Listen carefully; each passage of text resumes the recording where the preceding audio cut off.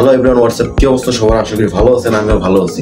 তো আজকে আপনাদের মাঝে একটা গল্প নিয়ে চলে আসছি। আসলে গল্প না, এটা একটা মানুষের রিয়েল লাইফের ঘটনা, একটু ভৌতিক টাইপের।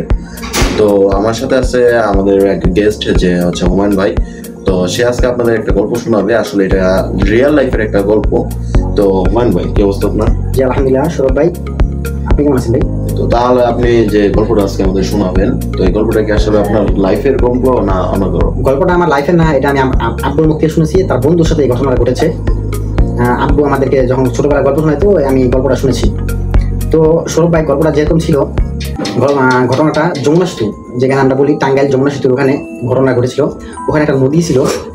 তো নদীতে আপনার পারাপারের জন্য আপনার ওই গ্রামে যাওয়ার জন্য নৌকা লাগবে, মানে আপনার নৌকা দিয়ে পারাপার করতে হবে।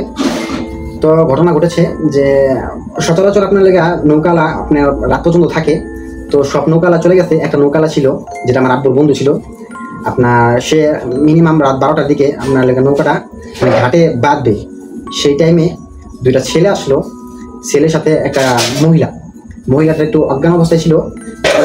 ছেলে দুটা বললো, মানে ছেলে দুটা পরানো ছিল এরকম সাদা পাঞ্জাবিওয়ালার মতো এরকম কিছু। তো লোকটা দেখে এখন এসে বলতেছে, মানে ছেলে দুটা বলতেছে যে আমার আম্মু অসুস্থ, আমার আম্মুকে একটু ওই পারে নিয়ে যাবো। এখন মাঝিলা বলতেছে ভাই আজকে তো আর যাবো না, আজকে 12টা বেজে গেছে, আজকে যাওয়া যাবো না। এখন ওই দুইটা ছেলে একটু রিকোয়েস্ট করলো এরকম ভাবে যে আমার আম্মু অসুস্থ, আমার আম্মুকে নিয়ে যেতে হবে, নাহলে সমস্যা। এখন আমার আব্বুর বন্ধু যে মাঝি, সে ব্যাপারটা বুঝতে পারলো যে না আসলে একটু সমস্যার মধ্যে আছে, মহিলাটা অজ্ঞান অবস্থায় ছিল। তা বললো যে আচ্ছা ঠিক আছে, আসেন আমি তাহলে আপনাদের দিয়ে আসি। পরে নৌকা উঠলো। পরে নৌকাটা যখন ছাড়বে, একবারে ইসে নৌকা, এখন তো যেরকম আধুনিক নৌকা ওরকম নৌকা না, ওটা আপনার লাগে হাত দিয়ে মানে চালাতে হয় ওই নৌকা। তো যে মাঝি ভাই সে আপনার লাগে নৌকাটা সামনে বসলো, তারা দুজন পিছিয়ে বসলো। সে নৌকাটা চালাতে শুরু করলো। তো চালাতে যখন মাছ নদীতে গেল, তখন মাঝি মানে কিছু একটা শব্দ পাচ্ছে পিছন থেকে, যে কিরকম একটা মানে কটকট শব্দ, যেরকম মনে করেন কোনো কিছু খাইলে যেরকম শব্দ হয়, ঠিক সেরকম শব্দ। তো মাঝি ভাবতেছে যে এই কি শব্দ হইতে পারে। তারা তো খালি হাতে আসছে, কোনো কিছু খাবার টাবার নিয়ে আসে নাই। আপনার লেগা তার মাকে নিয়ে আসলো, মা আবার এরকম অচেতন অবস্থায় তারা কি খাবে? তখন সে ওরকম খেয়াল করে নেই, মানে পিছে তাকায় না আর, মানে গাড়ি মানে চালাতে শুরু করতেছে, নৌকাটা চালাতেছে। পরে শব্দ আরো বাড়তেছে, মানে এরকম শব্দ হইতেছে যেমন কেউ হাড্ডি খেতেছে। শব্দগুলো এরকম যেমন কেউ হাড্ডি চাপাইতেছে, কটকট শব্দ হইতেছে। তো মাঝি কি করবে, তখন আপনার লেগা ঘাটের কাছাকাছি প্রায় আসছে।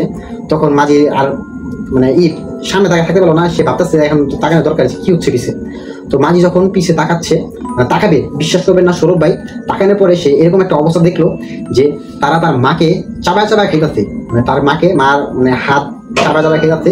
মানে গল্পটা এরকম ছিল, মানে আমার বাবা যেরকম বললো যে তখন দেখার পরে সে আর মানে ওই জিনিসটা সহ্য করতে পারে নাই। হ্যাঁ, সব মানে একবারে মানে ওই দৃশ্যটা দেখা সে ওই নৌকাতেই ওইটা অজ্ঞান হয়ে গেছে।